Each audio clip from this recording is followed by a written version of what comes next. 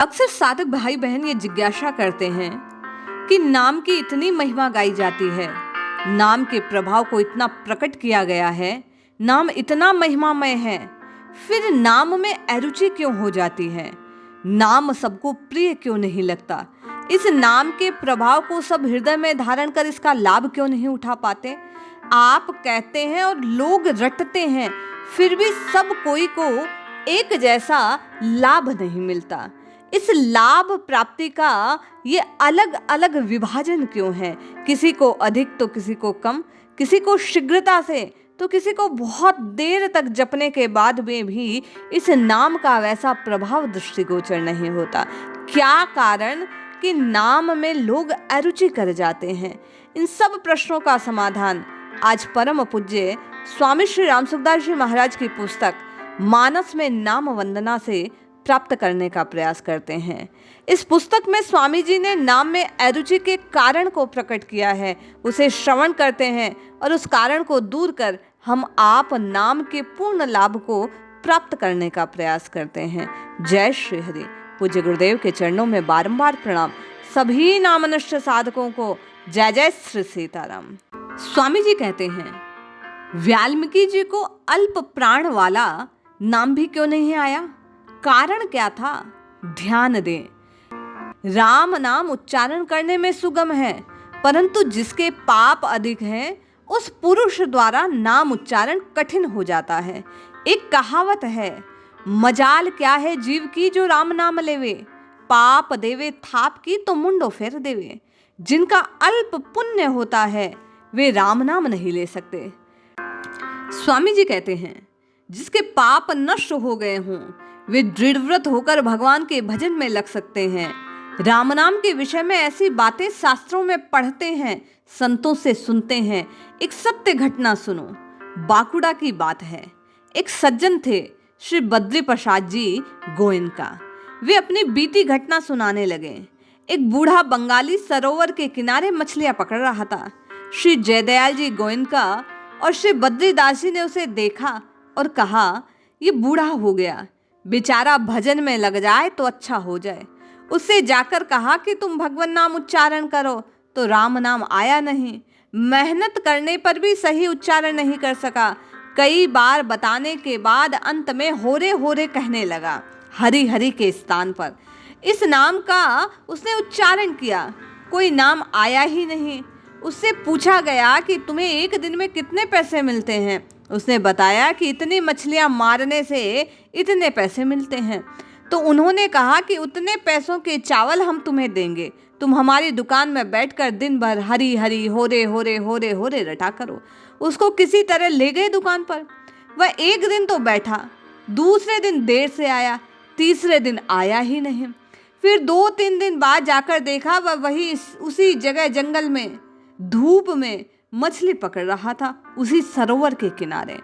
उन्होंने उसे कहा, तू वहां दुकान में छाया में बैठा था, क्या तकलीफ थी? तुमको क्या जितना मिलता है अनाज दे देंगे, केवल दिन भर बैठा हरि हरि कीर्तन किया कर।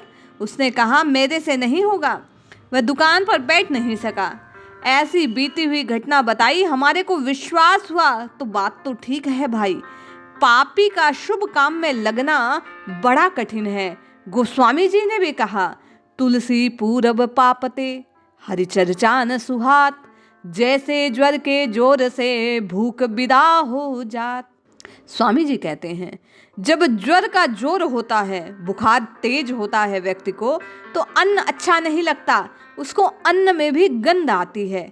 जैसे भीतर में बुखार का जोर हो तो अन्न अच्छा नहीं लगता, वैसे ही जिसके हृदय में पापों का जोर हो, ज्यादा पाप किए हों, तो भजन सत्संग उसे भाता नहीं है। इसीलिए सज्जनों, एक बात पर ध्यान दें। जो भाई सत्संग में रुचि रखते हैं, सत्संग में जाते हैं, नाम लेते हैं, जप करते हैं, उन पुरुषों को मामूली नहीं समझना चाहिए। वे कोई साधारण नहीं, वे भगवान का भजन करते हैं, शुद्ध हैं, भगवान की कृपा पात्र हैं। परंतु जो भगवान की तरफ चलते हैं उनको अपनी बहादुरी नहीं माननी चाहिए।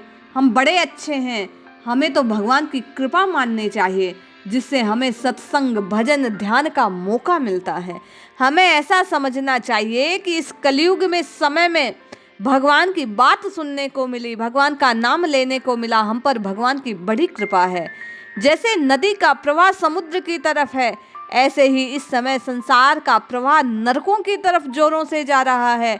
पढ़ाई में, रस्म रिवाज में, कानून कायदों में, व्यापार आदि कार्यों में, जहां कहीं देखो पाप बड़े जोरों से प्रवाह चल रहा है।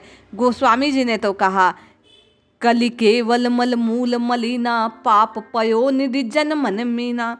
कलयुग में ऐसा ही पापों का जोर छाया हुआ है। मनुष्यों का मन जल में मछली की तरह पापों में रम गया है। अर्थात जैसे मछली जल से दूर नहीं रह सकती, उसी प्रकार आज का मनुष्य जाने अनजाने पापों की ओर दौड़ता है, उनसे दूर नहीं हो सकता। जरा सा पाप से दूर होने की बात हो तो घबरा जाता है, क्योंकि वह उसके बिना जी नहीं पा रहा। ऐसे ही पाप पयोनिधि पाप रूपी समुद्र है और मनुष्य रूपी मन उसमें तैरता है। आज अगर कहा जाए कि ब्लेक मत करो, झूठ कपट मत करो, बेईमानी मत करो, न्याय मत से चलो, तो कहते हैं महाराज झूठ कपट के बिना तो जमाने में काम नहीं चलता। पूज्य स्वामी जी कहते हैं, ईमानदारी से अगर काम करें तो बड़ी मुश्किल हो जाएगी, हमारे से ये होगा नहीं, ऐसा भाई बंधु कहते हैं। पाप से दूर करने की बात सुनते ही कांपते हैं। वे डरते हैं कि पाप अगर छोड़ दिया तो गजब हो जाएगा, तो फिर हमारा निर्वाह कैसे होगा। हमारा तो झूठ कपट बेईमानी से काम चलता है। इन बातों से ऐसा नहीं मानना कि दुराचारी पापी अन्यायी मनुष्य भजन में नहीं लग सकता। गीता में कहा गया, सांगो पंग दुराचारी भी यदि पक्का विचार करके भजन में लग जाए तो उसे मामूली आदमी नहीं समझना। भगवान कहते हैं उसे साधु मानना चाहिए, क्योंकि उसने निश्चय किया है। अतः भगवान गीता में 4 प्रकार के भक्त बतलाते हैं। आर्थ और अर्थार्थी भी भगवान के भक्त हैं, जिज्ञासु भी प्रभु का नाम लेते हैं, परंतु भगवान ज्ञानी भक्तों को अपनी आत्मा के समान प्रिय मानते हैं। हम आप भी स्वामी जी के कहे अनुसार पाप से बचते हुए अपने आप को हृदय में दृढ़ संकल्पवान हो, प्रभु के चरणों का आश्रय ले, नित्य निरंतर से राम राम राम की रटना लगाना आरंभ करें तो अवश्य रुचि उत्पन्न होगी, श्रद्धा उत्पन्न होगी, विश्वास पैदा होगा और आप और मैं नाम जप को सार्थकता से प्राप्त कर पाएंगे। जय श्री हरि।